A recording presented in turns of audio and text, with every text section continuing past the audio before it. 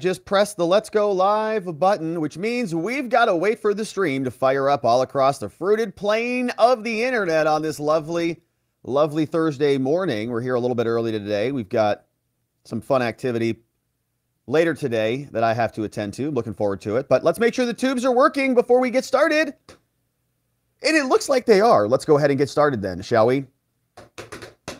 Hello, my friends, and welcome back to yet another episode of Watching the Watchers Live, the show that spotlights misconduct involving police, prosecutors, and politicians. My name is Robert Gouveia. I am a criminal defense attorney, and today, my friends, we are talking about Biden's poll numbers collapsing and the response to this, because once the polls start to go down a little bit, they've got to do something about that. And we know that they're already 4 indictments deep into Donald Trump, and they are percolating a 5th indictment, waiting for that to drop basically any day now.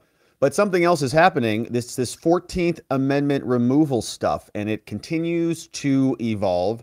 We've covered a prior lawsuit here from Florida man, which really didn't go anywhere. It was actually dismissed relatively quickly. But we talked about this. We said, hey, this is just the first draft on this thing. They are really going to be working on this, revising away, getting more scholars and blah, blah, blah. And guess what? As Biden polls go down, they have to elevate their attempts to do whatever they can possible to keep Trump off of the ballot. And so there's actually a little bit more of a significant lawsuit that dropped now in Colorado.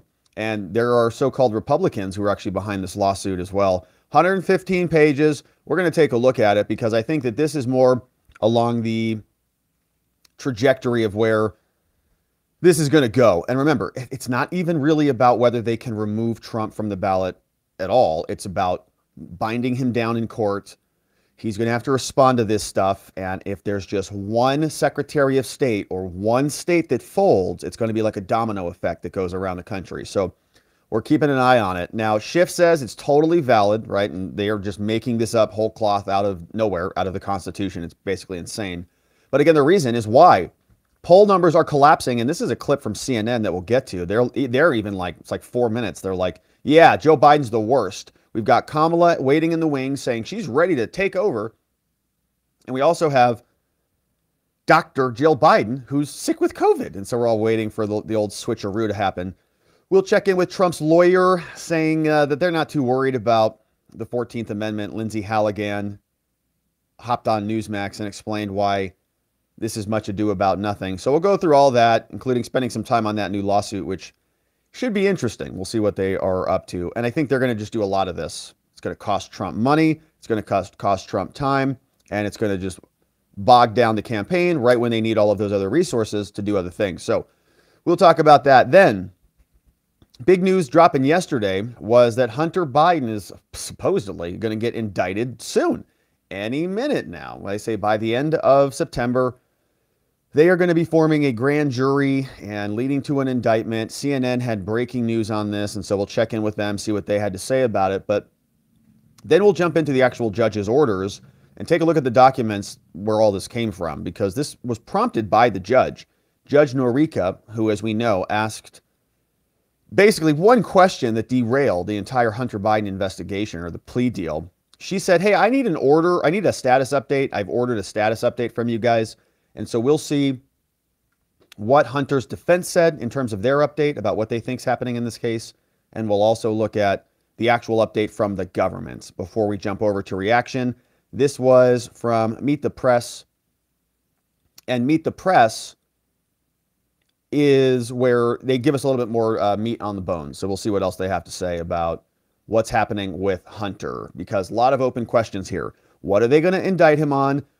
David Weiss is now a special counsel, so-called. So is he going to be bringing charges in D.C.? Is he going to be bringing charges in California? Are they going to be the same charges? What about David Weiss being a corrupt partisan prosecutor based on the fact that we know he was already involved in a cover-up, in our opinion, of this entire investigation from day one?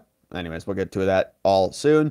And then we'll wrap up the day with a letter to Hunter Biden's lawyers. So this came out from James Comer, Jason Smith on the Ways and Means Committee, and Jim Jordan, 3 pretty serious people, all drafted this letter to literally Hunter's lawyers, okay, Abe, Lowell, and Clark. and they're asking about a lot of these leaks. You guys apparently had a lot of access to information because you were representing the president's son, meaning you got meetings that you otherwise would not have gotten, right? A normal defense attorney who's representing a normal client who's just a regular civilian, not the daddy's son, they don't get meetings with senior leaders at the Department of Justice, just with phone calls and stuff. So this is obviously a little bit of a concern. They're wanting to know why Hunter's lawyers had access to what they had access to, and if and when they leaked this to the media. And so Comer, Jim Jordan jumping in and explaining a little bit more about what the tactic is. And Matt Gaetz is explaining that they think that they've got enough to impeach him. Now, there's some other people like Ken Buck who are out there saying, I don't think there's anything close to impeachment yet for whatever reason. But some in the Republican Party say there is enough to impeach Joe. And we'll see if they get there or not. But that, my friends, is what is on deck for us on the day. It is a lovely Thursday. I'm grateful that you are here and with us. We're doing an early show today. I've got a 2-day event, networking event that I'm going to be going to. And so I'm kind of splitting the days here. We're going to be doing morning updates today and tomorrow. And then I'll be down at the event for the afternoons and the evenings. And so we'll certainly be back here. But that is the schedule update, if you're wondering what is going on here, why we're a little early today.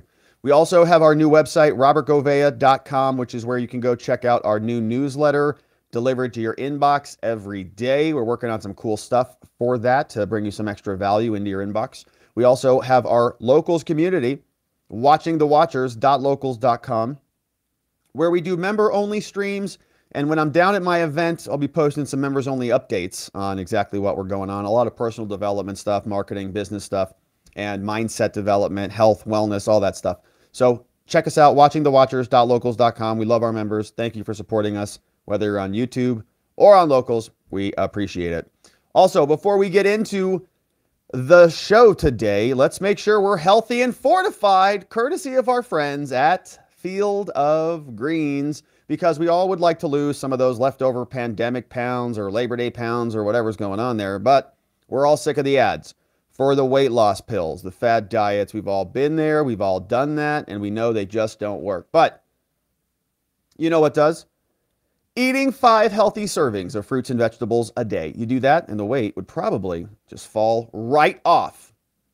But vegetables and fruit, who's got time to prepare that every day? I don't. Let's talk about Field of Greens instead. Field of Greens is a science-backed formula, specific fruits and vegetables that you're not going to find in any other product. Proper nutrition reboots your metabolism so you burn calories faster and lose weight the healthier way. And Field of Greens is the only brand backed by a better health promise. Yes, you're going to look and feel healthier fast, but the greater proof is going to come at your next checkup when your doctor says, woo, woo, you are looking great. Whatever you're doing, keep it up. So let's get you started. Head on over to fieldofgreens.com. Don't forget to enter code Robert when you check out so you can save your 15% off your first order. You're going to be bursting with green energy, the good kind, and let's not forget, the vegetables want to be eaten. That's why they're here. They're bursting. They're colorful. They're just like, hey, look how delicious I look. Eat me. All right, so let's get into it. We've got some show business to attend to. As Biden's poll numbers collapse, Democrats continue to hit the panic button, and one of their new tactics is, in order to preserve democracy and make sure all Americans can participate, one theory is they can do that by removing a candidate from the ballots. Of course, we're talking about Donald Trump. The 14th Amendment, we have already here covered some other lawsuits we called first drafts here. Florida man filed a lawsuit that was immediately dismissed, filled with typos, kind of a bunch of nonsense arguments, but it was step one, right? They're taking shots on goal right now to try to develop these arguments, and they just need one state to fall. If they can get Trump removed from one ballot in one state, it's going to be persuasive precedent for other states to do the same thing. It'll be like a dominoes series of falls from all of the lefty secretaries of states and board of electors in various localities. But why are they doing this? Now, we're going to go through this. It's a new lawsuit filed in Colorado. It's 115 pages, a lot more serious than the last one. We're going to go through it in detail before we hear from Trump when Trump's lawyers, Lindsey Halligan, says that this is not that big of a deal. But why? What is all this for? If Joe Biden is such a legitimate and capable candidate. Why can't he just beat Trump handily? Why can't he just go and make his arguments on a debate stage, go campaign, go bring his case to the American people? Why do they have to do like Barack Obama did when his Senate race and get his opponents thrown off the ballot? Why is Joe trying to do this? Well, this is why. His poll numbers are in the toilet. CNN is even recognizing this, and this is kind of a bloodbath from them on this clip. And this is curious because we also have juxtaposed with this new revelation from CNN. They're realizing, hey, nobody really likes Joe or the state of the country. It's kind of a dumpster fire here. They're saying to themselves, maybe something needs to change. Maybe Kamala's waiting in the wings. She's already been hitting the media circuit saying, I'm ready and prepared. I know a lot about buses and USB ports, so I'm prepared to lead America. And she's talking all sorts of nonsense. We also have Dr. Jill Biden, who's a little bit sickly sick over there. Joe Biden's walking out of rooms, just like, where am I at today? And so maybe they're doing the old Indiana Jones, swapping that golden skull out for a new candidate. But this is CNN dropping the bomb. We have brand new CNN polling this morning, and the numbers are rough for President Biden. They could spell trouble for Democrats and the president's hopes for re-election in 2024. Still early, but Biden's approval rating has sunk to 39%. Nearly 60% of voters think Biden's policies are making the economy worse. Close to 70% of Democrats want somebody else to run for president. And the president's approval among Democratic voters, that's slipping. Yeah, these are all very troubling for the White House. This new CNN poll shows no clear winner between President Biden and nearly all of the leading Republican presidential candidates. That's brutal for them. Look. It's in these theoretical matchups, except for Nikki Haley, who leads President Biden by 6 points. Donald Trump, 1 point ahead of Biden. This all comes just hours before President Biden. Look at those numbers, just to pause on those. Haley's up 6 points. Trump's up 1. DeSantis is tied. Pence beats Biden by 2 points. Scott beats Biden by 2 points. Ramaswamy loses, and Christie wins. Even Christie wins. 44 to 42%. So this is just, I mean, brutal. And this is basically saying anybody can win. So Nikki Haley better be very careful because she's about to be indicted. If something like that were to happen, she's next on the chopping block. But I still, don't think obviously that's going to happen. I think that Trump is far and away ahead. But my point is, these are bad numbers for them. They are not going to be happy about this. And even CNN is calling it out now. Ahead of Biden. This all comes just hours before President Biden heads off on a big foreign trip to meet with world leaders at the G20 summit in India. Well, we want to get straight to CNN political director David Halligan to break down all of this new polling. And we always say a poll is a snapshot, but this is a snapshot that is ugly on several fronts for President Biden. What do Americans think about how he's handling his job right now, Dave? Yeah, there's no doubt about this. We're 14 months away from his re-election effort here when Election Day happens, Phil, and this is a rough snapshot. You noted his approval rating is at 39%. 61% of Americans disapprove. This is our brand new poll conducted by SSRS. Look at that approval number over time. Since the spring, he's been hanging out in this very low, troubling approval rating for him, and it really has not fluctuated all that much. Take a look by party. You noted among Democrats, his approval rating is down a bit from where it was in July. He's at 74% among his own party faithful. Independents holding troublingly low for the president at 36%, obviously single digits among Republicans.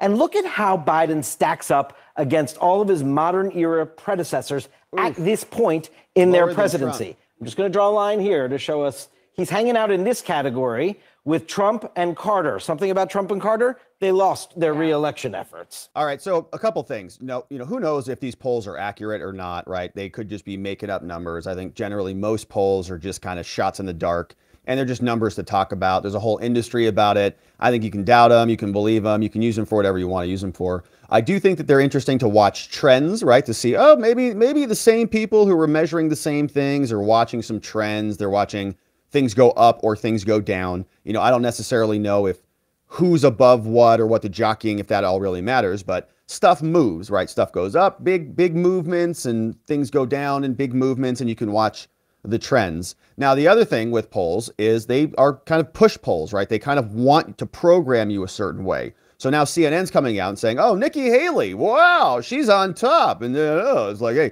all the war people, all the endless World War III psychos, yeah, sure, Nikki Haley now. She's going to be the next great thing to, oust Donald Trump because Ron DeSantis couldn't do it. So they're going to slot somebody else in. All the donors leave Ron. They all go over to Nikki Haley. The media takes the poll, starts shoving it down everybody's gullet to try to astroturf some support for whomever they want. So, it's the same thing here, but it's not just on the Republican side. It's also on the Democrat side. We can take a look and say, well, maybe they're doing the same thing. Maybe they're trying to signal to a bunch of people that Joe Biden's got to go, right? These numbers are in the dump and it is time. He's going to lose to everybody. So make sure he has a COVID complication or something and they give him the old boot. And then maybe that opens up the primary. Kamala Harris runs and other people jump in. The party selects the nominee at the Democratic convention sometime in August. And then we wake up, we've got Michelle Obama or a Gavin Newsom. And that, I think, begs the question, David, about the just mood in general of the country. Did we get numbers on that? We did, Poppy, and it's a sour mood out there. It really is, which is hard news for an incumbent. Only 30% of Americans think things are going well in the country. 7 in 10 Americans say they're going badly. You noted earlier, 58% of Americans say that Joe Biden's policies have worsened economic conditions. That's a majority there. This is why you hear him talking about Bidenomics all the time and trying to get that number lower. It makes you think. Which is a dumb thing to do because he's just labeling what everybody's feeling. Everybody's going, this kind of sucks. Inflation, groceries, cost of living, gas prices, everything's going up. And the people are like wondering, why is this happening? And Joe Biden's like, I know, Bidenomics. I know. That's why. Everybody goes, oh, okay, thanks for labeling it for us. Was it right for them to label it Bidenomics? Right. He's got to convince Americans that he's actually improving the economy. You see a majority thinks he's worsened it. And look at these attributes. He doesn't have majority support on any of them. 45% say cares about people like you. A third of Americans say proud to have as a president. And down here, 28% of Americans only say he inspires confidence. So, David, this is going to naturally bring forth the Bidenism of don't compare me to the almighty, compare me to the alternative. What does that look like for him? Have you heard that before, Phil? Yeah, exactly. So first, let's look among Democrats here. Okay, this is among Democrats and Democratic-leaning independents. 2/3. This number is troubling. A third of Democrats want Joe Biden as the nominee. Nearly 2/3 of his own fellow partisans would like a different candidate. And what is the concern here? We asked an open-ended question. What is your biggest concern about Biden as a presidential candidate? 49% of Democrats and Democrat-leaning independents say age. 7% mental sharpness, 7% say health. And then we broadened it out beyond Democrats, and we asked everyone, are you seriously concerned that Biden's age might negatively affect his ability to serve another full term? 3/4 of Americans seriously concerned about that. Nearly 3/4 of Americans seriously concerned that it negatively impacts his mental and physical competence. 68% concerned that he understands actually what the concerns are of the next generation. Just pause on how significant those numbers are for a moment, David. They're giant. Yeah, this is Democrats? No, this is everyone. This is everyone. But this is what he's entering into a re-election campaign. This is sort of the backdrop to that. So it's like, even if these polls, are like off, let's say the polls are off by 10%. Let's say the polls are off by 20%. Okay. Okay, so what? All right, they're off by 20%. It's like, well, all right, well, that's still a lot of people. Over half the country still think he's incapable of doing this, right? So the trends are just insane. Ability to serve a full term is, and he's got another year, really, before people really start voting, more or less. He's entering into a re-election campaign. This is sort of the backdrop to that. So that explains, when we look at these hypothetical matchups against the Republican candidates, why Joe Biden, everything we just said, this is why it's a margin of error race, except, as you noted, for one candidate, Nikki Haley, the only Republican who's actually besting him outside the margin of error, 49-43. Everybody else here is in a margin of error race. Well, there you go. I guess we better just nominate Nikki Haley, and then we can have endless war for all eternity. But, it is a curious thing to see that CNN is actually covering this way, right? And that was like 4 minutes there of them just obliterating Joe Biden day after day, minute after minute. And you can see the numbers are brutal. And is anything going to change anytime soon? Is the economy going to come roaring back? I don't think so. Is Putin going to surrender and we're all going to have, global bliss in, eternal peace or something like that? And I don't think so. And so when I see stuff like this, I feel like it's programming, right? This is less reporting than it is a signal to everybody else out there. Hey, our guy is going to lose. All right. So start organizing accordingly. And maybe they're already planning for it. I would presume that they are. So we are going to take a look at this lawsuit, but this is Adam Schiff saying this is totally legitimate. Removal of Donald Trump is perfect. Like, we need this to happen because Joe Biden cannot win basically against him or really anybody else, but they want Trump to be the nominee. Okay, here's their plan. Trump is going to win the primary, so the party will nominate him and then they will keep him off the ballot. So they're going to have two things, right? They're going to have Trump and a removal attempt, and they're going to try to do it. This is Jen Psaki and Shifty talking about it. There's an argument circulating about whether the 14th Amendment that prohibits anyone, quote, engaged in insurrection or rebellion from holding public office bars Trump from running for president. Now, this hasn't been tested in our system before. Because you guys just made it up. What is your thought on whether that's a valid argument? Because you just made it up. Just like he made up a lot of I think it is a valid argument. The 14th Amendment, Section 3 is pretty clear. If you engage in acts of insurrection or rebellion against the government, or you give aid and comfort to those who do, you are disqualified from running. It says that? It doesn't require that you be convicted of insurrection. It just requires that you have engaged in these acts. It's a disqualification from holding office again.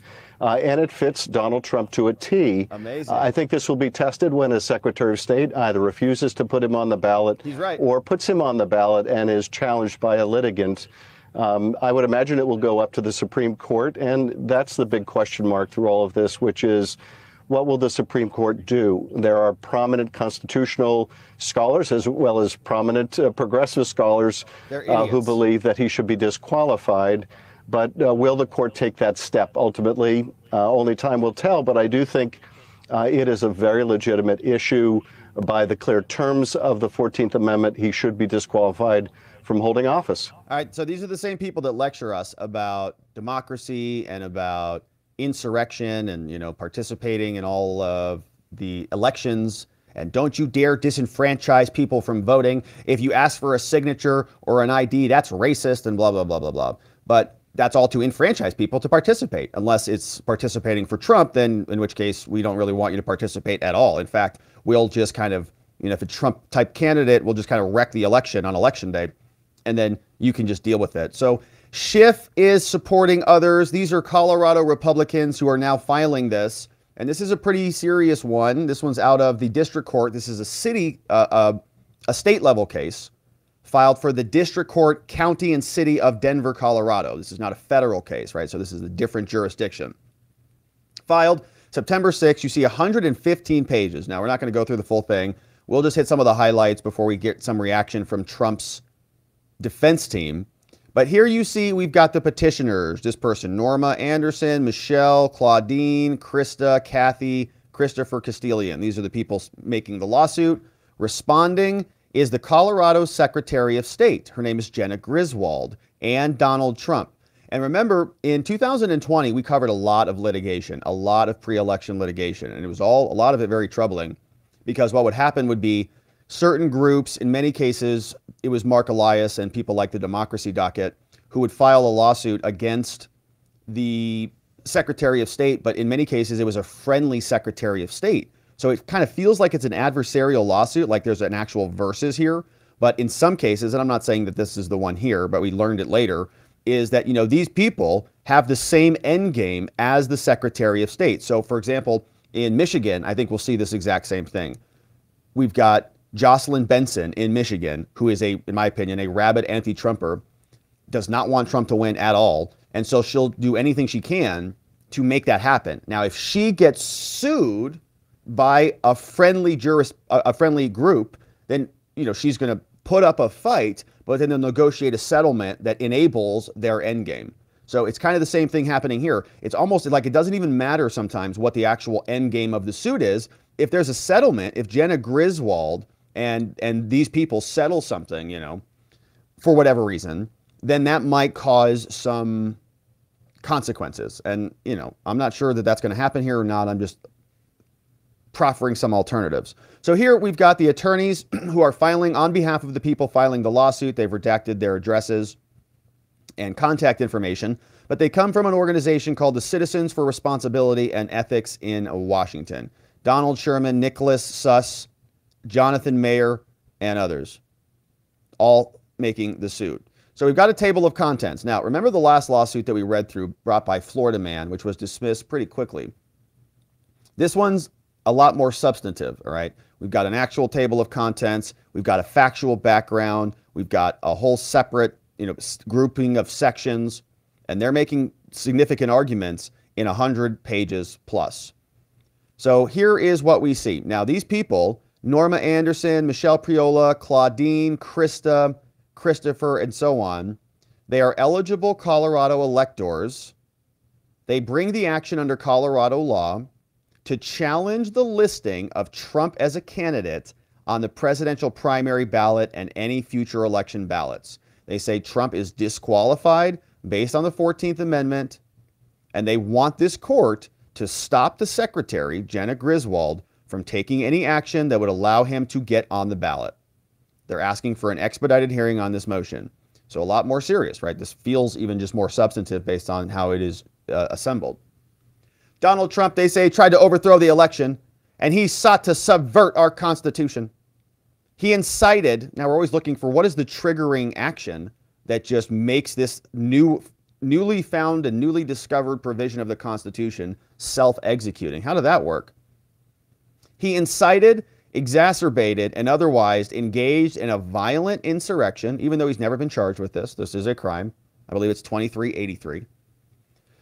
And that at the United States Capitol by a mob who believed that they were following his orders and refused to protect the Capitol and call off the mob for nearly 3 hours, right? And that's the other trigger. They're saying, well, if he didn't actually cause the violent insurrection or lead an insurrection, since they haven't been charged, nobody's been charged with insurrection, they can't really hit him on that. So they say he failed to call them off, which is like a negligence thing, like he should have done something differently. The CEO of a company, like a safe company, should have responded differently than they have. Trump's efforts, they say, to overturn the election and interfere with the peaceful transfer of power were part of an insurrection. Again, just decided by whomever is making the decision against the Constitution. Because Trump took these actions after he swore an oath to the Constitution, this 14th Amendment prohibits him from being on the ballot. So we bring this action now to protect the rights of the Republican and independent voters to participate. They say the Civil War, after the Civil War, we had the 14th Amendment, and it says that it bars from office any person who swore a, quote, oath to support the Constitution of the United States as a federal or state officer, and then engaged in insurrection or gave aid and comfort to the enemies thereof. Like other constitutional qualifications, and here's what they just say, if you're under the age 35, if you're not a citizen, not naturalized, or a natural born citizen, you're not eligible to run. So they say that this is just their decision. Neither the text nor precedent, which there isn't any, require a criminal conviction for insurrection or any other offense to be adjudged, right? They're saying that you don't need a conviction. Just the fact that this thing happened, and look at these people. Oh, it's so gross to watch how this happens. They're referencing these two idiots, okay? Judge Luttig, who is he talks as slow as molasses, and Lawrence Tribe, who is a lefty propagandist lawyer who just lives on MSNBC. So they're referencing their stupid piece, which we read through here. We talked about this. They published this piece out of, they just made it up. August 19th, 2023, they discovered this new provision. And Judge Luttig even made the same thing. He says, yeah, I just learned about this. It's incredible. It's self-executing. Amazing.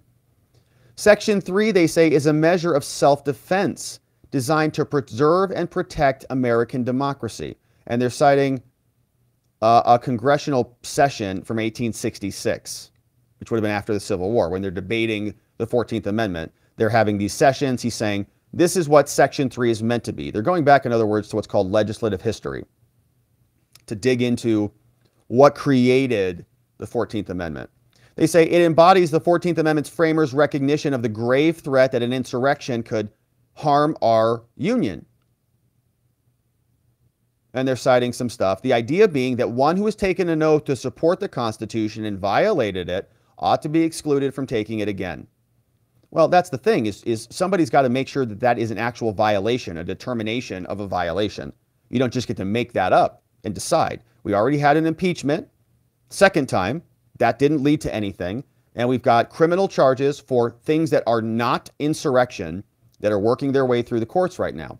And maybe they'll charge him with insurrection. Maybe that will come up at some point, but it has not yet. They say Donald Trump has failed this test. 4 years after taking the oath to preserve and protect and defend under the Constitution, Trump tried to overthrow the results of the 2020 election, which is all not true. He was investigating the results and challenging the results, which, in my opinion, he had the absolute lawful right to do and was justified in doing it, leading to a violent insurrection at the Capitol to stop the lawful transfer of power to his successors, their claim, by instigating the unprecedented assault on American constitutional order. And like, this is, man, this is like this is a red meat for the Democrats. This is blue soy is what it is. And they just love it because, like, think about this landing up in front of Judge Chutkan's courtroom. Unprecedented assault on American constitutional order. Chutkan's like, oh gosh. Trump violated his oath and disqualified himself under the 14th Amendment, including the office of the presidency. So you see here, they're going to walk us through. They're saying Trump swore an oath. Here's a photo. But then Trump insurrected the Capitol in the same phrase. The core facts, they argue, demonstrating Trump's disqualification are a matter of public record. They say he dishonestly and unlawfully tried to overturn the election. He said it will be wild when you show up there, and they love that phrase, will be wild, for a protest. Among those that Trump mobilized were violent extremists, including those he told to stand back and stand by. Others were triggered when he said the word rigged and that the election was stolen from them, which it was. Ask the CIA, 51 people. Ask the censors who silenced our ability to participate. We did not have a free and fair election. They did not even allow us to share tweets because the CIA and the FBI were putting pressure on them with fake information. They knew it was all true. Once his supporters were assembled at the White House, Trump repeated the incendiary lie and told them to fight like hell to stop the steal. Stop Vice President Pence and Congress from lawfully stopping them. And the theory was that Mike Pence was just going to say, we need an investigation. And we already had Ted Cruz, who was there, calling for a pause so that they could have a debate about all of this. But they didn't want that to happen. They didn't want anybody looking into any of this, which is why they allowed the Capitol building to be overran. Before January 6th, Trump was repeatedly told by lawyers that Pence could not lawfully overturn the election. He was also told by other lawyers who said he could. Trump's mob, they say, went to the Capitol, blah, blah, blah. We've got all the photographs. It was only after 3 hours. It feels like Liz Cheney's writing this. Okay, what's the argument now? Racism and white supremacy. Wow. The same ideologies that led to the Civil War. You see where this is going? Oh my gosh. So this is basically a civil war, in other words. At January 6th, ahead of January 6th, Trump and his allies directed their false claims, and they were targeting large black populations, and they were specifically identifying urban areas in Detroit, Philadelphia, Milwaukee, Atlanta. And they were intimidating officials to invalidate the votes of millions of black Americans. This means that we're in a civil war again. And January 6th is analogous exactly to the Civil War because they're trying to disenfranchise black workers. They falsely accused black election workers of ballot tampering, which is, I guess, like slavery, causing them to face threats of lynchings and other racialized violence. Wow. So you can't question what's happening in election polling places lest you are going to be supporting lynchings and racialized violence, right? And on January 6th, neo-Confederates and neo-Nazis were among the first in Trump's mob to breach the Capitol building. Yeah, along with Ray Epps, who was never charged, who admitted he went in. And so they just are, cherry picking whatever they want. So voluminous public evidence and authorities, they say here, although Section 3 disqualification does not require a criminal conviction, you can just do it on your own, or impeachment, They say a federal grand jury has in fact indicted Trump on 4 criminal counts related to his efforts to subvert the election. And so they're going to latch onto all of those. Those are the charges that we're familiar with. Georgia indicted him too. House of Representatives, they say a bipartisan majority, impeached Trump for incitement of insurrection. And so maybe they're going to say that's enough, right? Just the House impeachment, but not the conviction. And a bipartisan majority of the Senate voted to convict him, with several senators voting against the conviction and it not reaching the 2/3 majority. So even though he wasn't actually removed or convicted in the Senate, they're still saying the majority voted against him. And the people who voted against him said that the Senate lacked jurisdiction to try a former president, right? So they didn't really exonerate him. They just came up with a technicality. The bipartisan January 6th committee, which was, basically one-sided. Technically, it had Liz Cheney and crying Adam Kinzinger on there, but it was supposed to have 5 Republicans and it never did. The J6 committee and the numerous federal judges have likewise recognized Trump's central role in the insurrection. Courts have disqualified other officials under the 14th Amendment who played less substantial roles. This has happened to Couy Griffin, right? We've talked about Couy on this channel several times. They took him off the ballot. Look, a former New Mexico County commissioner who was a grassroots mobilizer, who was a member on January 6th but did not commit violent acts, they say, or breach the building, and Kenneth Worthy, who served as a sheriff. If these individuals were disqualified, then surely Trump's does as well, right? So they're going to say that this has happened before, and so you have the right to do this. Trump has publicly affirmed, they say, his disloyalty to the Constitution. He hangs out with insurrectionists, and he posts mean truths. They say, Trump is precisely the threat to American democracy that the 14th Amendment framers had in mind when they adopted this. And we've been saying this for, a long time now. They're saying he's going to do it again, right? They're going to say that this is going to happen literally again. That if we don't remove him, he's going to insurrect the country again. If we don't convict him, it's all going to happen over. Because Trump swore an oath to preserve and protect and then engaged in an insurrection, he's disqualified. Despite this disqualification, he's currently a candidate. The secretary has the power and the duty to exclude ineligible candidates from the ballot. But the secretary has not done so here. And based on historical practice, they're not going to independently investigate this absent a judicial order. So, Your Honor, due to Trump's candidacy, combined with his constitutional ineligibility, the secretary is about to commit, by putting him on the ballot, we've got to file this lawsuit. There is an urgent public interest in promptly resolving whether Trump is eligible. And accordingly, we seek a declaratory order finding Trump is constitutionally disqualified from the public office under the 14th Amendment and stopping the Colorado secretary from granting Trump access to the ballot for the primary or any other election.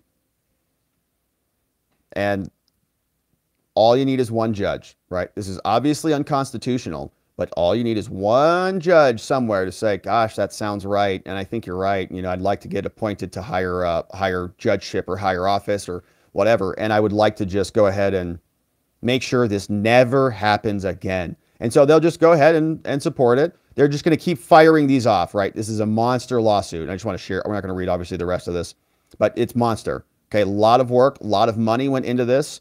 What happens is these become templates. They are just taking shots on goal. Missed, okay, missed, okay, missed, okay, missed. They've got endless money from big spending Democrats. We know who they are. We've talked about many of them here.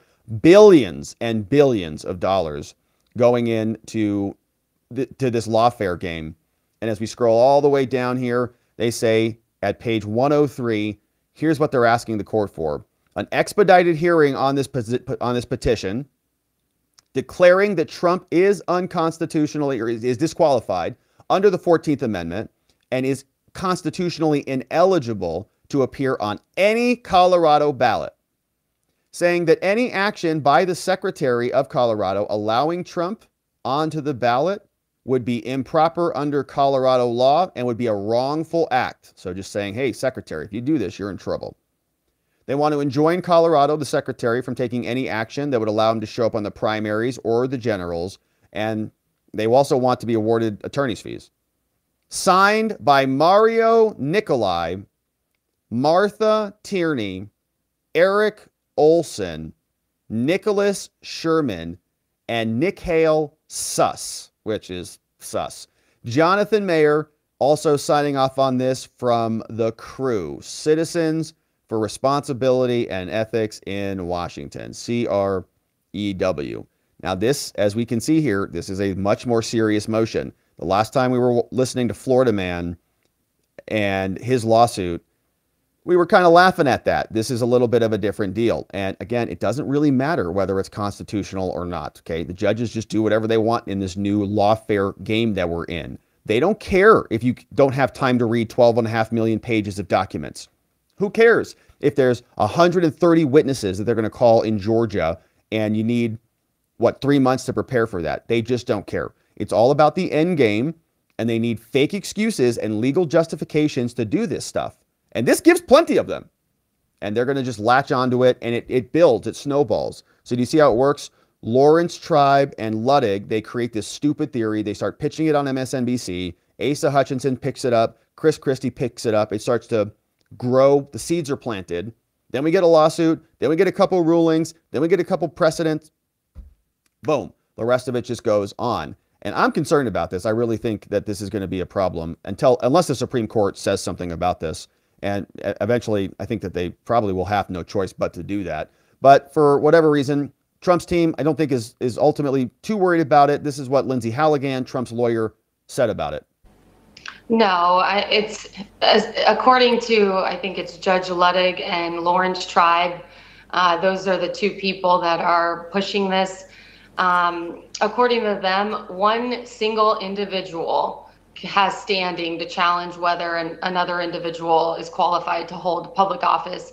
The framers of our Constitution would have never, ever, ever wanted that. So I don't think that's going. I hear that line a lot. I've been hearing a lot of people say that. I think I heard Alan Dershowitz say that too. And I'm like, guys, that's a nice concept, but we're not playing in that world anymore. All right. The judges don't care a crap about the founding framers of our Constitution. They don't care at all. They just do whatever they want to do. We've got a lot of people sitting in custody to attest to that fact today. Anywhere. I know yesterday Jack Smith filed a complaint in the January 6th case alleging that Donald Trump's truth posts are potentially tainting the jury pool. Well, I think this 14th Amendment stuff is potentially tainting the jury pool. I think the January 6th committee, the fact that that was publicized for everyone to see and it was completely one-sided, that has potentially tainted the jury pool. And I know Congressman Gaetz knows all about that. The committee's 18th month investigation is, I'm pretty sure, the most extensive probe in congressional history, and because it was done all behind closed doors, the full extent of what was collected is unknown. And so with all that millions and millions of pages of material, 10 Washington monuments. How much of that material does Jack Smith or Fani Willis have? Fannie. And how much of that material has not been disclosed to President Trump? So there's a lot going on here. Sure. There is a lot going on there, Lindsey, and I think that is part of the strategy, right? They are just going after every possible angle they can. 4 indictments, probably going to be 5. They're going after all the alternate electors, anybody who's even in the Trump orbit, in the team, the GOP teams, right? All of the people in Michigan are under investigation, bunch of people in Georgia, and they are chilling people from helping Trump. They are stopping lawyers from wanting to get in on the game. They are trying to censor people who are speaking out. They're trying to remove law licenses and things like this. It's all madness. They can tell that their side is losing. Their arguments are failing. Their cities are crumbling. New York City mayor wanted a sanctuary city. Now he's saying New York is done and destroyed and over. They can't install bus signs in San Francisco. It takes months to install even, a little pole. It's just a disaster. Everywhere you turn, they're failing, failing, failing. So what do? They start attacking the opposition because they have no arguments and no leadership. And Joe Biden's poll numbers are showing it. We're going to continue to cover, my friends. Thank you for liking this video. Thank you for subscribing wherever it is you're watching it. And we'll see you on the next one. All right, my friends. Yeah, those poll numbers are pretty bad, which makes me think that they're going to try to do the old swapperoo on this thing, but we'll see. All right, in the meantime, they got some more problems. Hunter Biden, indictment coming soon. That's what they tell us. We're going to look at the actual update from the prosecutors that revealed all of this to us. They say the indictment will be here by September 29, 2023. And the reason for that is we've got some speedy trial rules. We've got some criminal procedure guidelines that they have to fit within. Otherwise, they might lose the opportunity to even indict Hunter at all. But this came about because Judge Noreika issued a status update. She said, I want to know what you're doing, government. Stop dragging your feet on this. And Hunter's lawyers also provided an update as well. So we'll take a look at both of those. But this is what CNN sounded like when they broke this. This is Wolfie gets excited about breaking news. And there's more breaking news just coming into CNN right now. The special counsel, David Weiss, intends to seek an indictment against Hunter Biden relating to gun charges by the end of the month. That according to a new court filing. Biden had previously reached a deal involving a gun possession charge that would have allowed him to avoid prosecution if he met certain conditions over a 24-month period. Once his plea deal, though, fell apart in court, the future of the gun deal has been in limbo. So we've got a lot of questions about all of that. Remember that we covered the broken plea deal here at length. There were two sets of documents. There was a diversion deal and there was a plea deal. And one was supposed to be resolved in a guilty plea. The other was going to just evaporate the gun charge.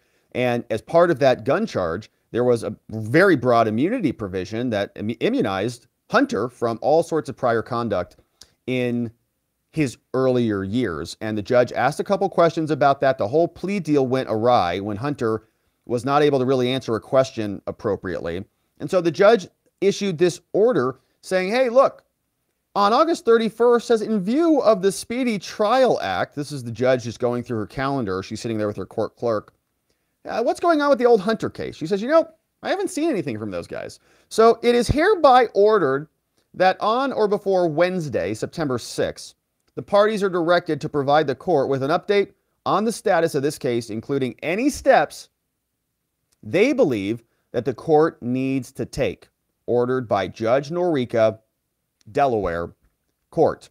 And so, all right, she says, I just kind of want to see what's happening here. You guys are going to government allow another statute of limitations to expire so Hunter doesn't get charged again? What are you doing? So two updates come in. And the first one is from Hunter's lawyers. Pretty simple from them. They say, all right, well, they basically think that Hunter is innocent right now. They think that the diversion agreement was already executed. But this is very short, one-page filing over to Judge Noreika, District of Delaware, coming from Abe Lowell, Hunter's new lawyer out of Washington, D.C. Says the following, all right, Your Honor, Defendant Robert Hunter Biden, pursuant to the court's order, hereby provides a status report that you asked for. On June 20th, the information commencing this case was filed in Delaware, and the court was subsequently provided executed copies of the parties' diversion agreement by counsel. You see this? Executed copy of the diversion agreement by counsel. Executed, meaning they think it's already executed. Mr. Biden has been following and will continue to follow the conditions of that agreement, which the U.S. Attorney's Office agreed and signed and informed the court on July 20th that the probation office had agreed to and recommended be put into effect. A diversion agreement, which, to our knowledge, was never actually executed.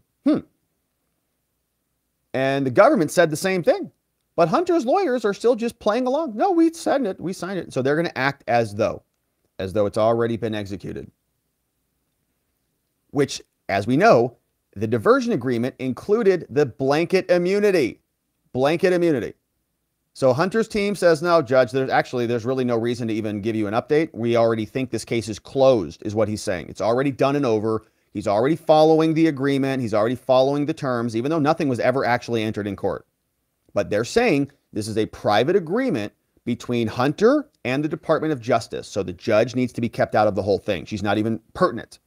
Thanks, Judge, for asking for a status. We've already been taking care of it. So let's see what the government says. They respond. Here is the government status report. They say, all right, filed on the 6th, 3 pages, a little bit longer. United States' status report in the case says the government prosecutors from David Weiss's office, and you see here who is signing this one. This is Leo Wise, who is the same prosecutor who was there at the plea deal.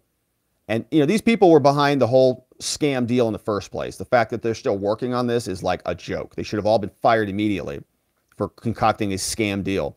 But here's the point. They kept them on. They actually gave David Weiss a promotion. And they say, all right, Your Honor, the United States, through our so-called prosecutors, submits this status report pursuant to the court's order. You said, in your view, the Speedy Trial Act, it's ordered that we give you an update. And so that's what we're doing here. Government says, U.S. Code, commonly referred to as the Speedy Trial Act, says the following. It says, Your Honor, any information or indictment that charges a person with a crime shall be filed within 30 days from the date on which the individual was arrested or served with a summons. Fancy way of saying, if you get in trouble, they've got to charge you within 30 days or bring the indictment or bring the information, right? They can't just delay this indefinitely. In this case, they say, defendant was charged via an information with violation of a firearm law. He was also charged with a tax violation on June 20th. So these are the starting dates in a separately docketed case. The government filed a letter in both cases in which, on behalf of itself and the defendant, asked for a consolidated initial appearance on the firearm information and a change of plea hearing on the tax. The government stated in that letter that Hunter had agreed to plead guilty to both counts of the tax information, and a pretrial diversion agreement would be entered. On June 8th, prior to the filing of the two informations, the parties provided the court with copies of charging documents and an unexecuted draft of a memorandum of a plea agreement, unexecuted, related to the tax information, and an unexecuted draft of a diversion agreement. So unexecuted, okay? The government still says, we never executed that at all. On June 21st, the court issued an order scheduling this hearing for a matter in July. According to a sealed entry on the docket, which we don't know what it is, Hunter got a summons. On July 26th, the court conducted an initial appearance and set release conditions.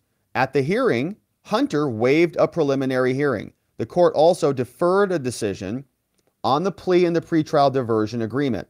I know this is super technical, but this is a weird case. Like, this case didn't go through the ordinary process.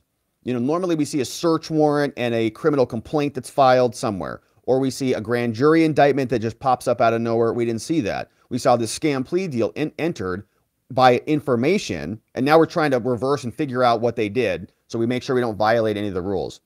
Finally, the court ordered, time is excluded from the Speedy Trial Act between today in early September in the interest of justice. So they tell us, Your Honor, as this court knows, Hunter did not plead guilty on July 26. He pled not guilty instead. The government informed the court that the parties' attempts at resolving this were unsuccessful and there was not going to be a proposed plea agreement that was going to happen. In its June letter, the government stated that executed copies of the memorandum would be submitted in advance of the hearing. An executed copy of the plea agreement was provided to the court, but U.S. probation declined to approve the diversion agreement, so an executed copy was never provided to the court, right? They're still saying, Hunter, you don't have a diversion agreement.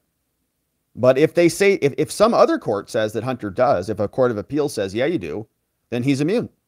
Just like that. The Speedy Trial Act excludes delay reasonably attributed to any period, but because the proposed agreement was provided to the court on June 8th, that agreement was under advisement.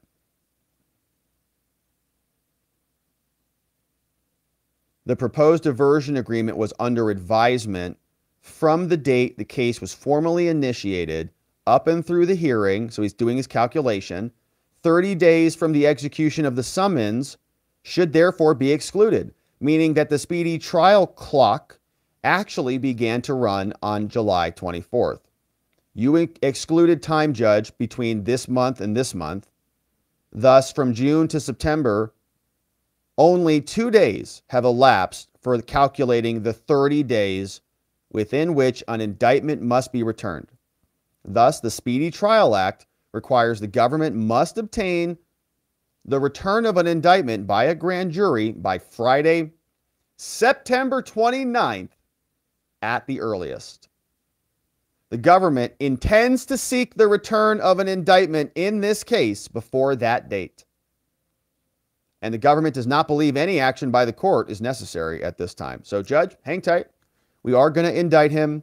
We've got plenty of time to do it. They say September 29th is going to be the deadline, and that something will be coming down the pike.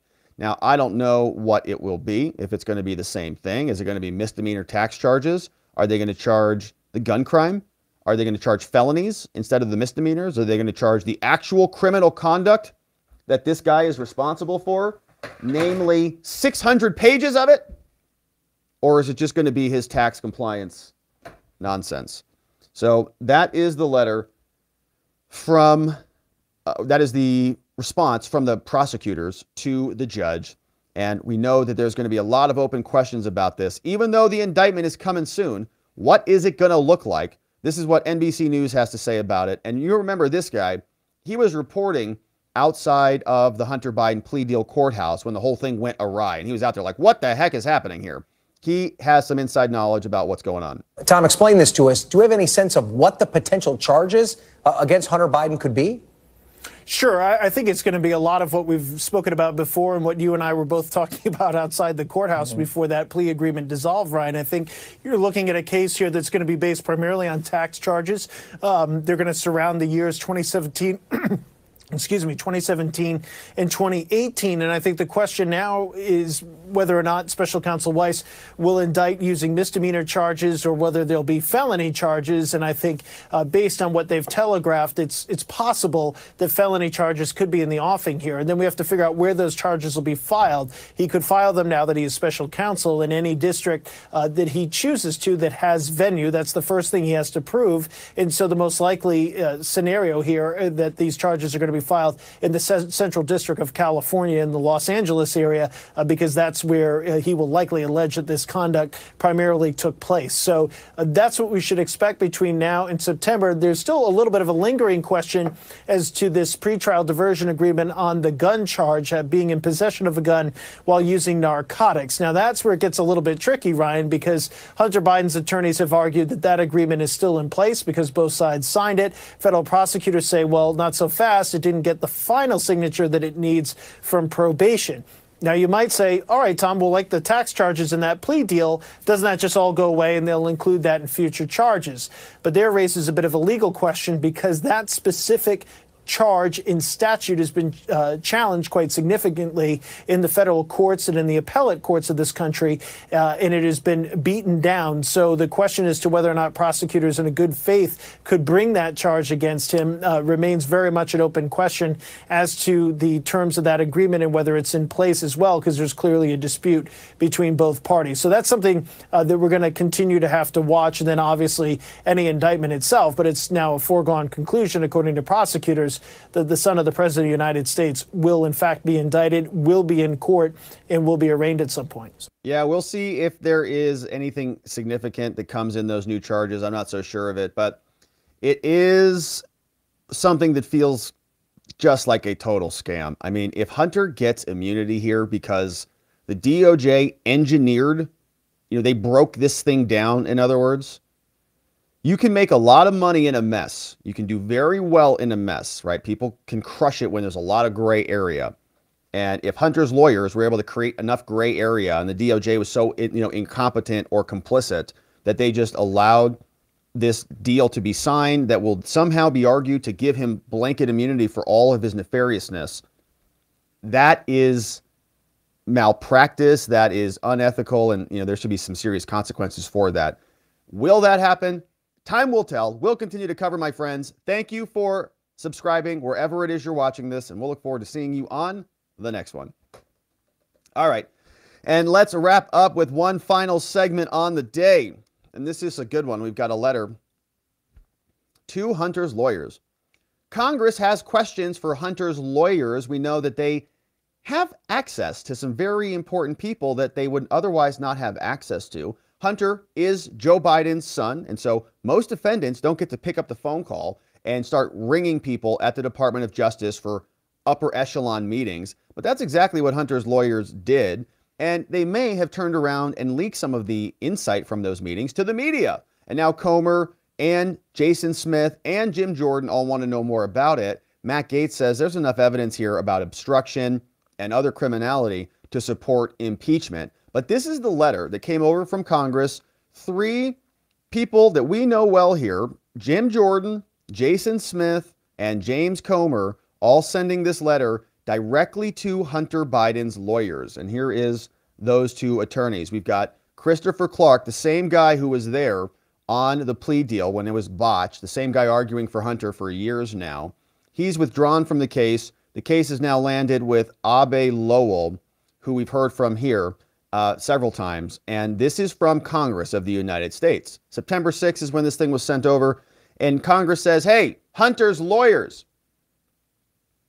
The Committee on Judiciary, Ways and Means and Oversight, 3 congressional committees, are continuing our oversight of the DOJ's commitment to impartial justice. Yeah, right. And its handling of a criminal investigation involving Hunty.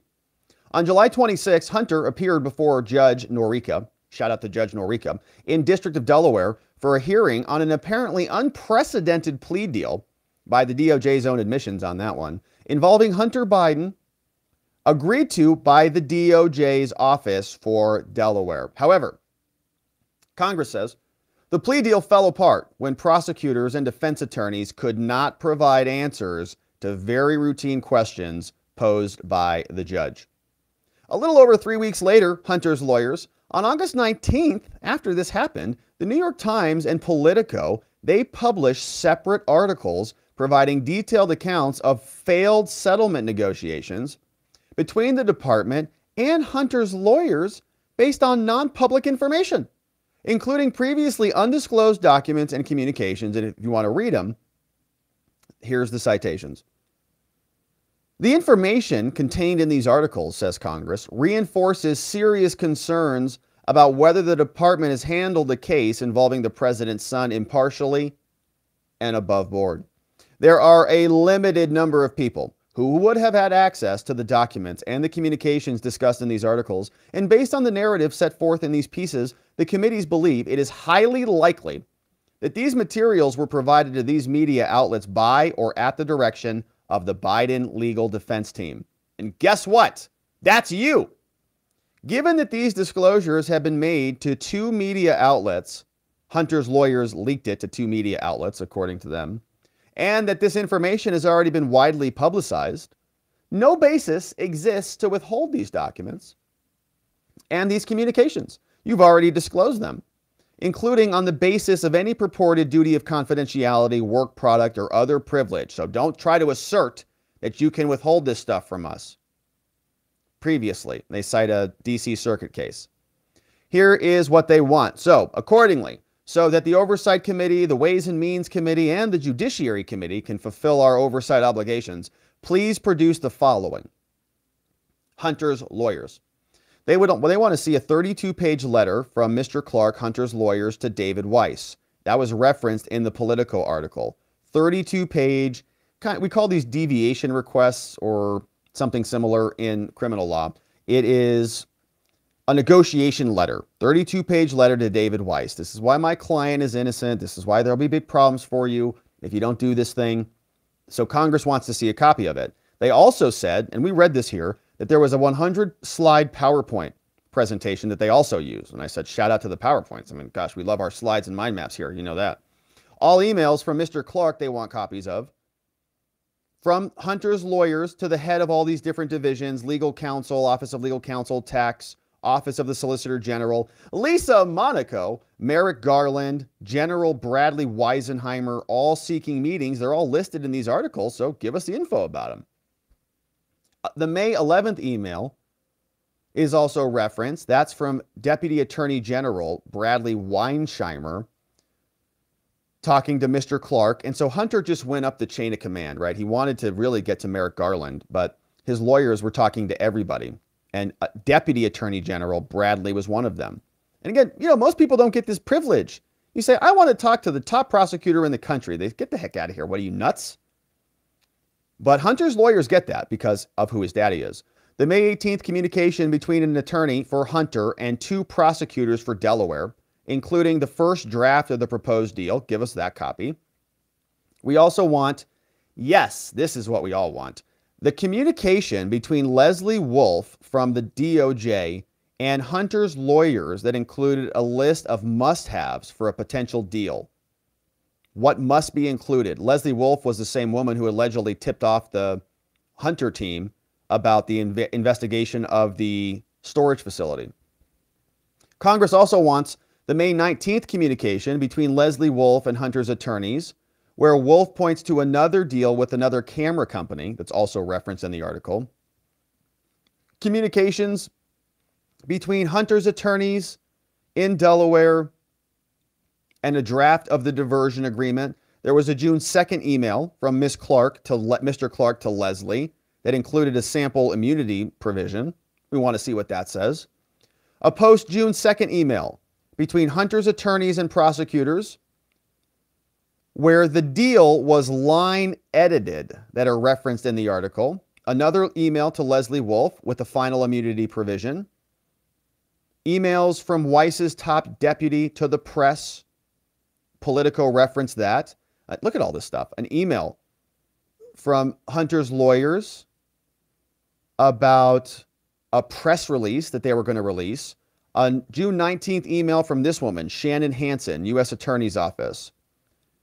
She was asking to remove 2 words from the statement describing the status of the investigation. It's incredible. So U.S. prosecutors are working with the defense on press release statements that go to the New York Times. Okay. So-called prosecutors are colluding with defense attorneys so that the media is properly apprised.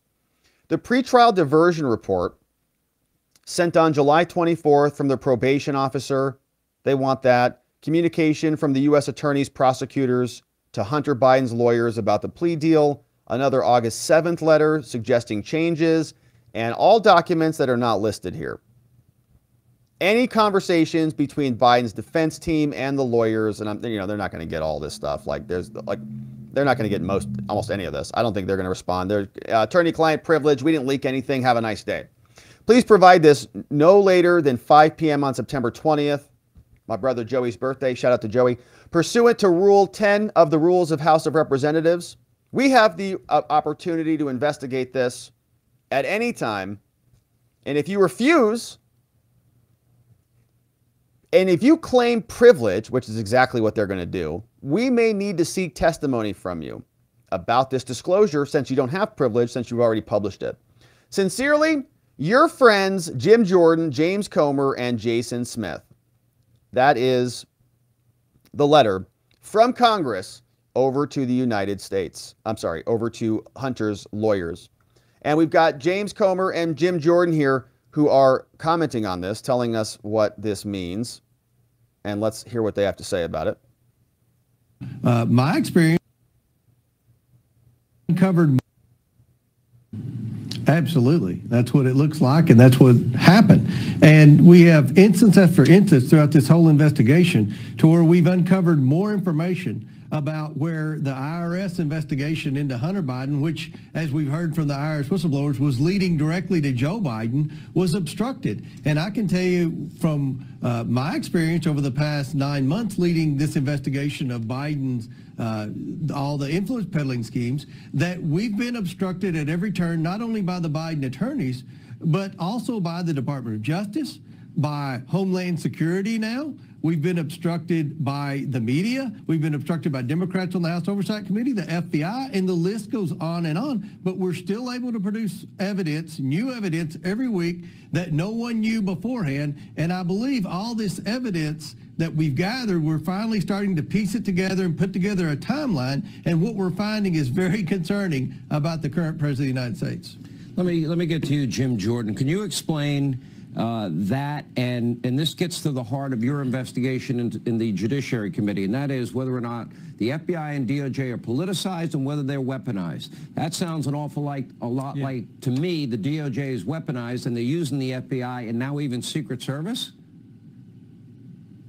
Yeah, the same U.S. attorney who tipped off the Secret Service, the same U.S. attorney's office who talked to Gary Shapler's lawyer, is the same U.S. attorney's office who designed the sweetheart deal that was declined by the judge. That's the same guy that Merrick Garland made the special counsel. So, of course, the fix is in. The White House is getting all ready because they know what's likely to happen later this month. The Speaker's been clear about this. If we need to go to an impeachment inquiry phase of our oversight work, we will do that. They're getting ready, but we're going to come at this from all angles. Mr. Comer today subpoenaed documents and individuals from DHS and the Secret Service. Chairman Smith has subpoenaed individuals from the IRS who were part of the investigation into Hunter Biden. We have subpoenaed individuals from the FBI who were part of the investigation. We want them in for depositions. So we're coming at this from three sides to get the facts for the country so we know whether we need to go to impeachment inquiry. But it is looking like more and more every day we need to go to that phase of our oversight work. Where do you see this going, Jim Jordan? I mean, the obstruction has been in plain sight. The 1023 form, well, we now know why they didn't want to hand that over. That earlier before that, it was the suspicious activity reports. Now it's, now we can't get the 5,400 emails under pseudonyms because the National Archives and Record Association, NARA is not handing over the information. Is anybody going to cooperate with what is the rightful role of Congress called oversight of government? Well, this is where the impeachment inquiry phase of an investigation, I think, becomes important. And Speaker McCarthy has talked about this. Once you actually pass a resolution that says we're in that phase of oversight work, our constitutional duty, then the courts have been much more willing when you have to go to court to get the information that Mr. Comer talked about we're trying to get. The courts have been much more willing to say, hey, this is a constitutional duty of the House of Representatives. If, in fact, they're doing impeachment, you need to provide those documents and those individuals for the depositions that they ask for. So that's why that is significant. And again, I think the evidence is pointing us clearly in that direction. We'll get back. We'll discuss it as a conference and see if we have that resolution vote and we move forward as the Speaker has indicated. Is overwhelming. And the fact that the White House announced today they're creating a war room as opposed to cooperating with our investigation. If Joe Biden's completely innocent, if he's running the most transparent administration in history, like he said, if he's been completely honest with the American people about his knowledge and involvement in his family's shady business schemes, then why won't they just comply with our request? We haven't requested anything that I think anyone would say is out of the ordinary. This is a credible investigation. Everything that we have made public is new information that no one knew before. We've caught Joe Biden in countless lies about his knowledge and involvement in his family's shady business schemes. And this, I think, Sean, even members of the moderate wing of our party are realizing this could potentially be the biggest political scandal in my adult lifetime. We have a president who has evidence that his family's taken over $20 million from foreign nationals. We have sworn testimony and emails that show that the president was doing favors in exchange for this money his family is receiving. This is very serious. We need to get all the facts. We've been producing evidence. We're at some roadblocks now with this administration. This impeachment inquiry will help us get all the evidence so the American people can know once and for all exactly what Joe Biden did and when he did it. It does feel like it's a bit of a slow process, no doubt about it. But we do, as the weeks go by, we get new pieces of evidence that they can latch onto that will open up the Pandora's box for them, slowly chip away the facade that they try to sell to all of us. Now we know we've got emails. Just recently we learned we've got pseudonyms. From the pseudonyms, we got the emails. From the pseudonyms and the emails, we got now a bank account record from now Hunter apparently getting $100,000 from Joe from a Wells Fargo account. Advisors are in there. So we've got a pseudonym to emails to a transfer. Now that's going to lead to bank accounts. Who knows where it goes from there? So slowly but surely, the tortoise and the hare, they just keep moving on down the road towards victory. And Matt Gaetz, though, says, you know, enough of this already, okay? We've got plenty here to actually lead to an impeachment, and it's time to get started. Here's what he says. Strong enough to convict O.J. Simpson. Have now 91 charges against President Trump. Meanwhile, you've got a pile of evidence against Joe Biden strong enough to convict O.J. Simpson in South Central Los Angeles, and yet we're sort of tepidly talking about maybe beginning an inquiry. We have bank records, we have flight logs, we have changes in administration policy. If we aren't willing to impeach Joe Biden with the evidence we have, why were we even looking? So the question is whether or not Republicans will have sufficient spine to do what is necessary. I also think that we've got this real converging crisis on government funding right now, Greg. And, you know, the way to go after the deep state, the way to stop this stuff is to cut the money off. I'm very disappointed we don't have the 12 individual appropriations bills that we demanded in January, and we're probably going to have to do something about that. All right, so it's a great point from Matt Gaetz. What is all this for if they're not going to do something about it? Maybe they will. It may just come at a later time. And as we've talked about, might be good to time this right next to the trials if they're going to be trying Trump in front of juries all next year, 2024. Maybe it's good to have a couple different Hunter investigations and Joe Biden investigations and impeachment proceedings going on to counterbalance that, because this is the new politics. The left started it, and here we are. But my friends, we're going to continue to investigate and follow Congress as they do the same. Thank you for joining us and subscribing and following along wherever it is you're watching this, and we'll look forward to seeing you on the next one. All right, my friends. Well, that is going to be it for us on this lovely day. We have some good updates. Congress is investigating Hunter's lawyers. I can't wait to see what they say in response to that. It should be a lot of fun. Then Hunter, going to be indicted soon. We'll see if that's anything new or what they try to scam through this time. And of course, the new Trump removal lawsuit, something that's a lot more significant than the last one we saw. And this is evolving quickly. So there will be another one and another one and another one. And so we're going to keep our eyes on it, because this is a direct attack on our ability to vote for our own candidate in our own country. Talk about election interference. Okay, so my friends, that is it for us on the day. Now, it is time to hear from you and to see what you have to say about this over from our friends at watchingthewatchers.locals.com. We got some great donos over there. We're going to say hello to our friends there. We'll also say hello to our friends on the YouTubes and the Rumbles, and then we'll wrap it up there and go to our members-only after party over on Locals. And so come and join us at watchingthewatchers.locals.com for our members-only after party here in just a few short minutes. But today, let's see who is in the house over on YouTube. We've got Kelly. What's up, Kelly? Kelly R says, shoot, wanted to send this before you started your stream. If you check Locals, I posted pics and tagged you of Pico. Have a good day. Let's see what's going on over on Locals. Let's see if we can grab this real fast. Pico is the... Oh, my goodness. Oh, my goodness.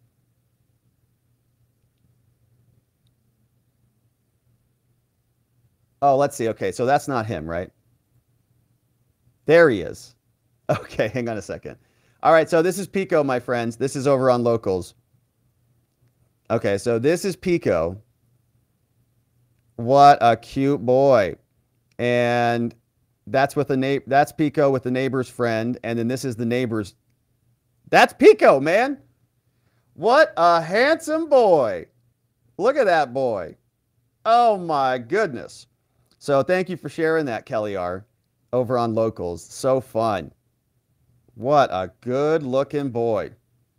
Pico in the house. How fun. Thanks for sharing that, Kelly. I'm hoping you're having a lot of fun over there. He looks like he's a lot of fun.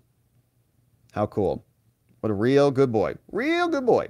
All right. Thank you for that, Kelly. And thanks for the dono. I hope you're having some fun. Hope you're having some fun. I know. I mean, I kind of do want, I kind of do want one, but I like to live vicariously through Kelly. That's what's happening right now. We're living vicariously through Kelly. Thank you, Kelly. And thanks for the dono.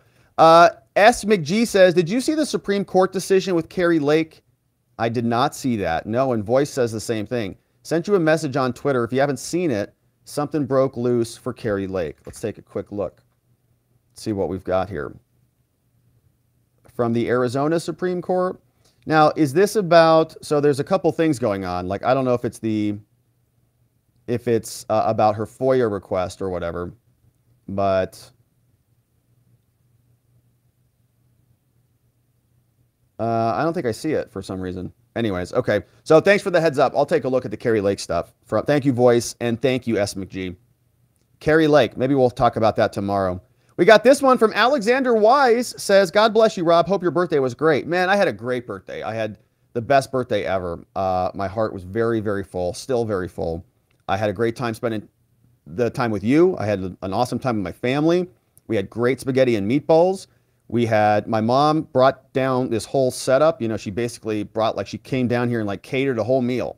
I didn't know that's what was happening when they kind of surprised me there.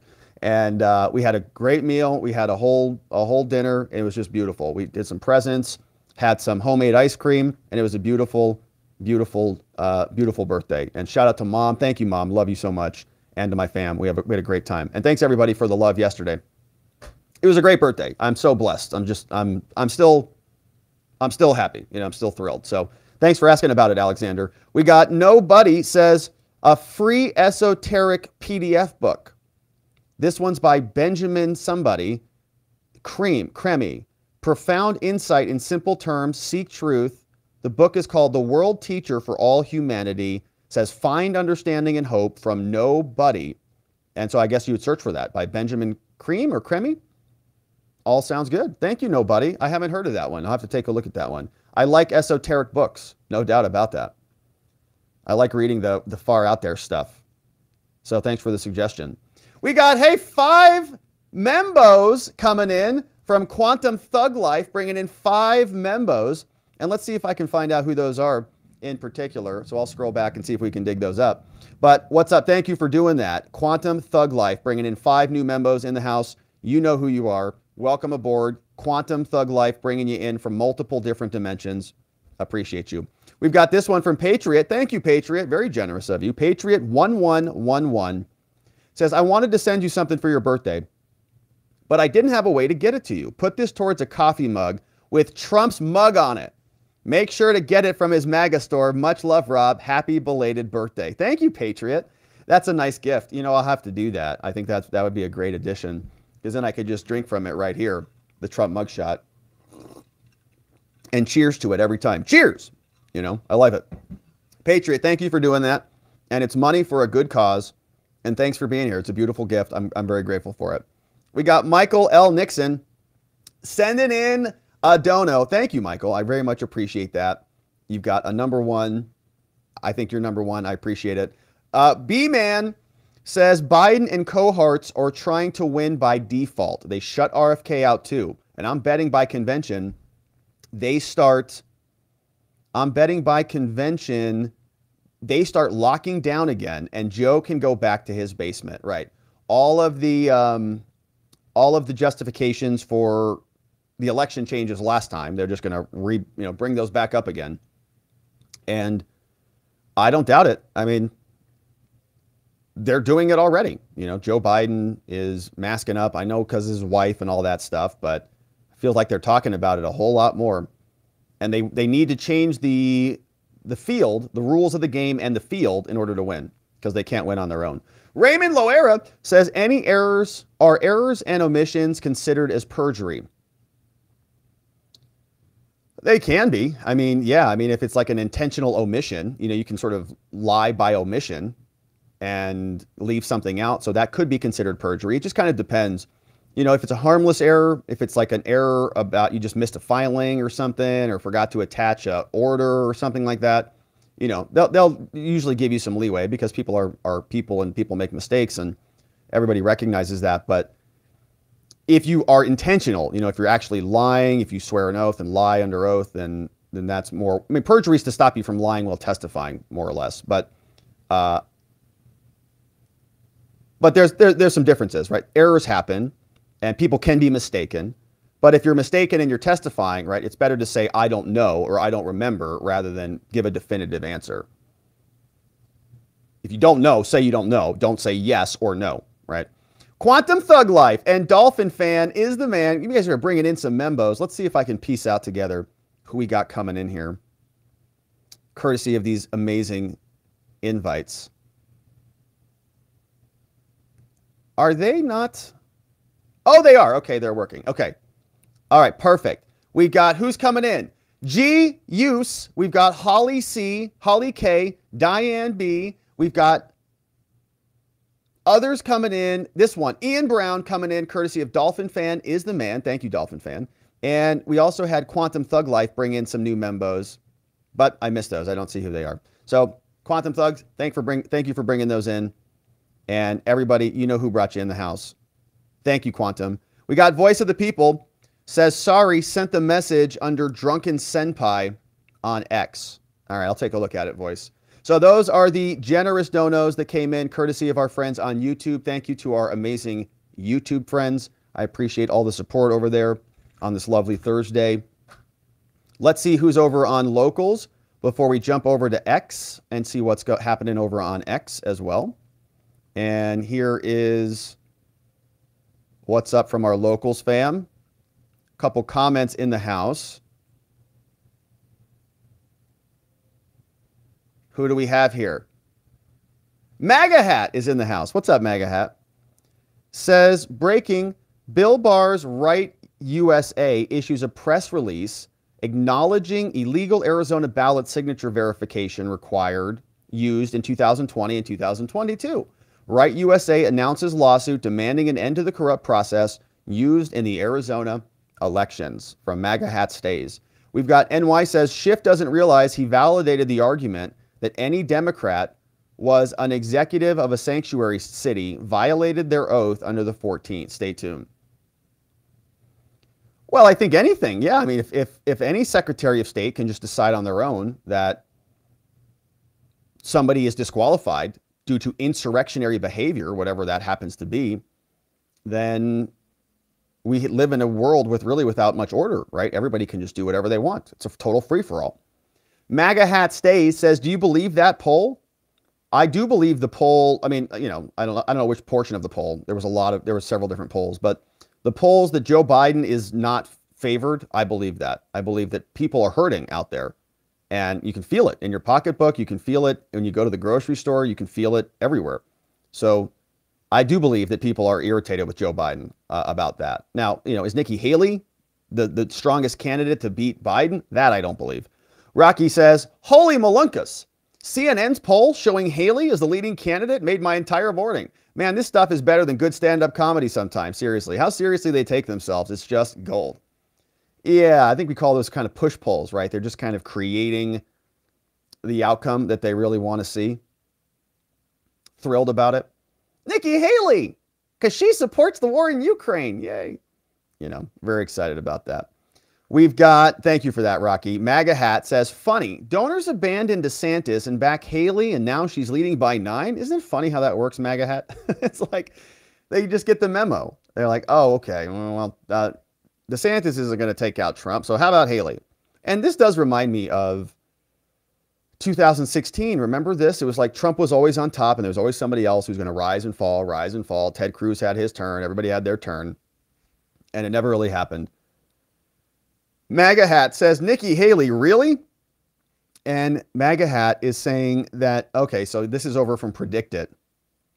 And she's not even in the top 3 on Predicted. So this would be on the presidential, yeah, okay.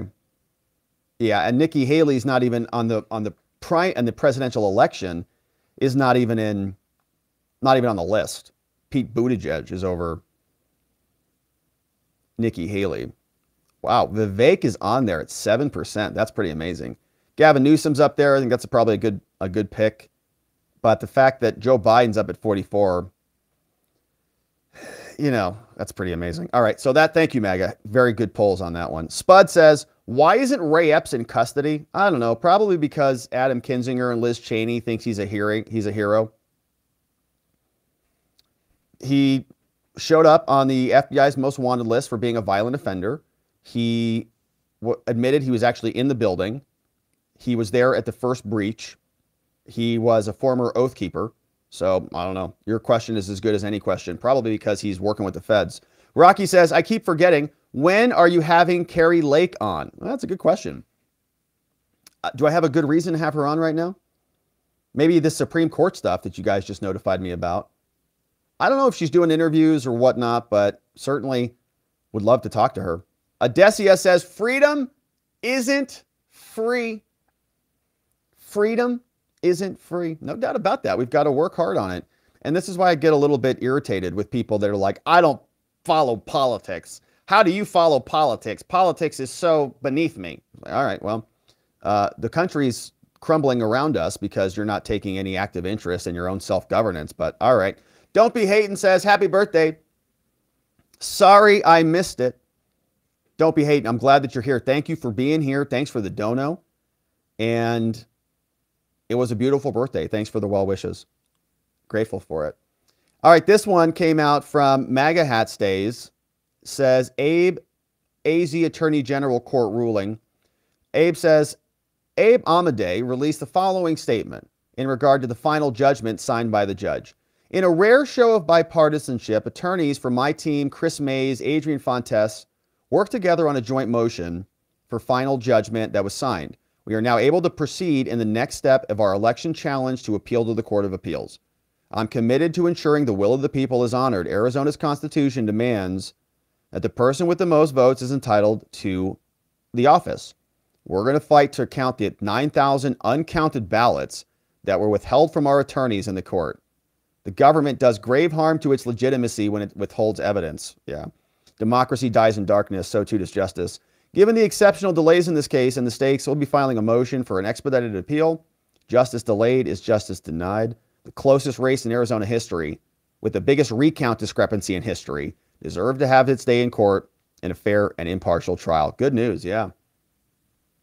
Good news on that one from Abe in Arizona. Thanks for the update on that, MAGA Hat. It's a mess here, isn't it? So thanks, everybody, for sending that stuff in over on the locals. Very generous. And Red One over on YouTube says, Lindsey's a competition for ABBA on your stream, Rob. Oh, we'll have to, I was going to say we'll have to do a poll on that one. Oh, gosh. ABBA versus Halligan? Oh, man. Well, yeah, I mean, they're both, look, let's just be simple about this, okay? We're sophisticated here.